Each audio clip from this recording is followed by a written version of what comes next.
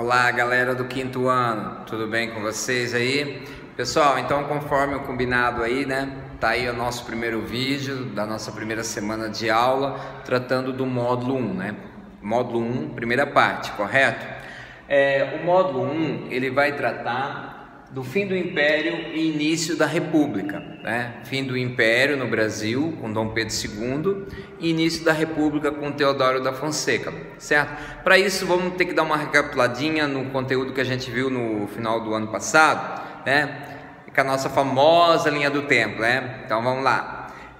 Ano passado, a gente estudou a chegada dos portugueses no Brasil, em 1500, depois a descoberta do ouro, né, pelos bandeirantes, em 1750, depois 1822 a independência do Brasil com Dom Pedro I, certo?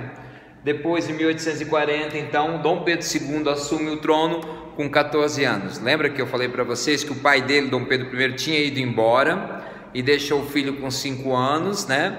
E aí o menino foi criado por tutores, por regentes, né? E quando ele ia completar 15 anos, com 14 anos, né, para 15 anos, ele assume o poder no Brasil, então, chamado também de golpe da maioridade, né? Porque eles, pela Constituição, ele só poderia assumir com 18 anos, certo?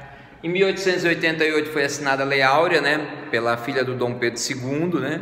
O Dom Pedro II assumiu então em 1840 e foi até 1889, ficando quase meio século no poder, né? 49 anos. Um ano antes de o Dom Pedro II ir embora do Brasil, né? Foi convidado, né, a se retirar. A filha dele tinha assinado a Lei Áurea que acabava com a escravidão no Brasil. E aí, em 1889, a proclamação da República no dia 15 de novembro, que é o tema de estudo do nosso módulo número 1, módulo inicial.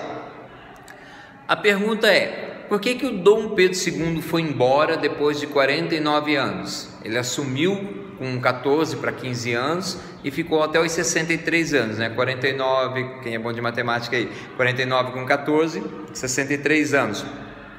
Por que ele foi embora então? Por que ele deixou o Brasil, se ele era o rei do Brasil, né? O imperador do Brasil? Nós podemos apontar pelo menos 4 motivos que levaram ao fim da monarquia, ou seja, 4 motivos que fizeram com que o Dom Pedro II fosse embora do Brasil, né? O monarca. Primeiro, o fim da escravidão, né? O fim da escravidão, movimento abolicionista. Desagradou os cafeicultores, porque os cafeicultores, né, eles queriam mão de obra gratuita, eles queriam mão de obra, não queriam pagar empregados, não queriam pagar pessoas para trabalhar, eles queriam continuar com essa mão de obra barata, né, ou praticamente de graça, né? E quando foi assinada a Lei Áurea em 1888, os senhores de engenho, os cafeicultores falaram: não, a gente até libera os escravos, mas a gente quer uma indenização, coisa que não aconteceu, né? O Dom Pedro II não indenizou nenhum cafeicultor, então desagradou muito, né? Movimento republicano. Pasmem vocês, mas o Brasil, em 1889, era o último país da América que ainda era monarca. Os demais países todos eram república: Chile, Uruguai, Argentina, Bolívia, Uruguai, Peru, Venezuela, América Central, América do Norte, todos os países eram república, né? E só nós, infelizmente, que éramos uma monarquia, né? Lembrando vocês que monarquia, né?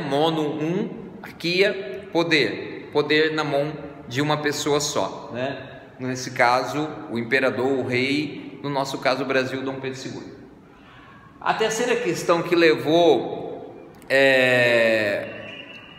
o descontentamento com Dom Pedro II e levou ele a ir embora do Brasil, né? A terceira questão eram questões militares. Quando os militares vieram da Guerra do Paraguai, eles tiveram contato com pessoas do Uruguai, da Argentina, soldados de lá, né? Vocês lembram da Tríplice Aliança que a gente estudou ano passado na Guerra do Paraguai?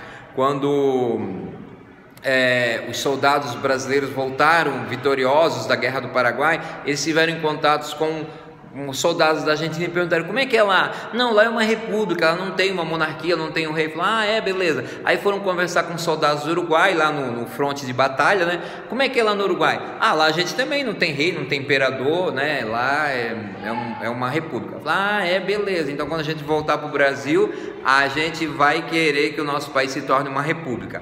Então os militares também estavam muito insatisfeitos, até porque o Dom Pedro II mandava mais dinheiro para a marinha do que para o exército. Então o exército ficava meio que de lado, assim, sabe? A marinha era mais valorizada do que o exército. E uma outra questão, né? A quarta questão seria questões religiosas. O Dom Pedro II, ele era maçom, e o Papa Pio IX baixou um decreto nessa época que quem fosse maçom não poderia, da maçonaria, né, não poderia frequentar a Igreja Católica. E aí o Dom Pedro II ficou bravo, esperneou, não quis aceitar essa lei. O Brasil era um país muito católico, ainda hoje né? Ele mandou prender uns bispos, uns padres lá em Olinda que colocaram essa lei em prática. E aí ele teve problemas, né, seríssimos, então, religiosos, militares, com o pessoal que era do Partido Republicano, que não queria mais a monarquia, e com o fim da escravidão ficou uma situação muito difícil para ele. E outros motivos que eu podia aqui alavancar também, mas que não vem de encontro agora, né? Não tem necessidade, que poderia ser também, ele estava muito cansado já, eu acho que ele também não queria mais ser rei do Brasil, né? E aí, então, no dia 15 de novembro de 1889, o Brasil se torna uma república. O que é uma república? Né? É uma forma de governo. A república é uma forma de governo. A palavra república significa coisa pública, aquilo que é público. Praça pública, escola pública, hospital público. Então, aquilo que é do povo, né? Porque é o povo que coloca o seu líder lá, coloca o seu representante, né? Existem dois tipos de república. Tem a república presidencialista e a república parlamentarista. Presidencialista, o próprio nome já diz, vem de presidente. Então é quando eu escolho meu presidente. No caso do Brasil, é uma república presidencialista. Parlamentarista não tem um presidente, é chamado de premier, primeiro-ministro, né? E o exemplo da Inglaterra, a Espanha, né? Tem também Portugal, também tem um primeiro-ministro. A Alemanha, Angela Merkel, né? Na Alemanha ela é uma espécie de presidente, mas é chamada de primeira-ministra, até porque tem um rei, né? Mas o rei ele não manda muita coisa não, quem manda mesmo é o primeiro-ministro e o parlamento. O parlamento seria os deputados, senadores, né? E por aí vai. Professor, mas aqui no Brasil nós também temos deputados e senadores. Sim, nós temos, só que o nosso regime aqui no Brasil, ele é presidencialista, porque nós temos um presidente, nós não temos um primeiro-ministro, certo? Nós não temos um premier, um chanceler, nós temos um presidente, correto? E para encerrar, o surgimento da República no Brasil. Então a República acontece em novembro de 1889, no dia 15, o nosso primeiro presidente foi o Teodoro da Fonseca. Lembra da brincadeirinha que eu fiz lá? Teodoro da Fonseca, perna fina, coxa seca. Então, isso é para vocês não esquecerem quem foi o primeiro presidente, tá? O segundo foi o Floriano Peixoto. Inclusive, eu falei para vocês que Florianópolis é em homenagem ao Floriano Peixoto. Beleza, pessoal? Esse aqui é o nosso primeira parte, nosso primeiro vídeo. Ele não está resumindo todo o módulo 1, tá? Lá no WhatsApp depois eu tiro algumas dúvidas de vocês, caso vocês tenham, né? E a gente vai dar continuidade nesse conteúdo que eu acho de muita importância, porque diz respeito a nosso país. Valeu? Um abraço e até mais. Tchau, tchau.